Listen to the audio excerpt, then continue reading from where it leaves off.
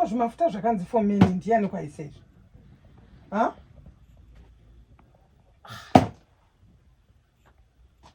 Chale iwe.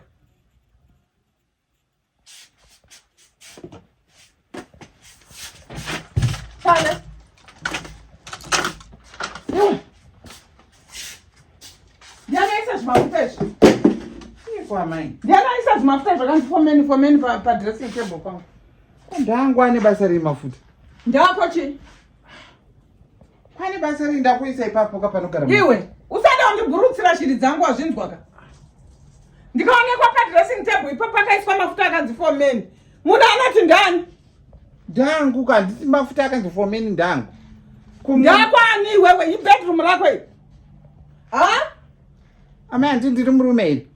Mafuta ndangu akanzi for men ndangoisa ipapo. Kopane basa ri. Chale inini handidi munhu asina mutemo. Wazvinzwaka? Kana usina mutemo iwewe ka unotondirwadzisa. Mundidisturba hope dzangu apo. Nenyaya mafuta iwaya. Ndati ndikawanikwa mafuta iwaya akanzi for men ari pa dressing table angu. Ndinozozvi explain here. Muchiwanikwa nani?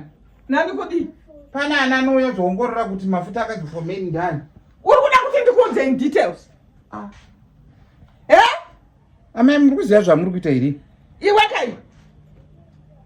Iwe kai wewe? Aiwa. Respect my bedroom. That's my privacy. Nenyaya mafuta. Handikuzviona izvi. I don't want to see this anymore.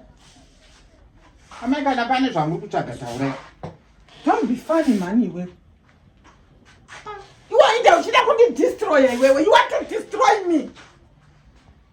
You want to destroy me. Mafuta ndichiwa ndo ane basa amukabva majamukira kudaro mafuta. Mungati angauya zongorora mopa asi pane mumwe munhu ari kuuya zongorora. Ndati this is my privacy.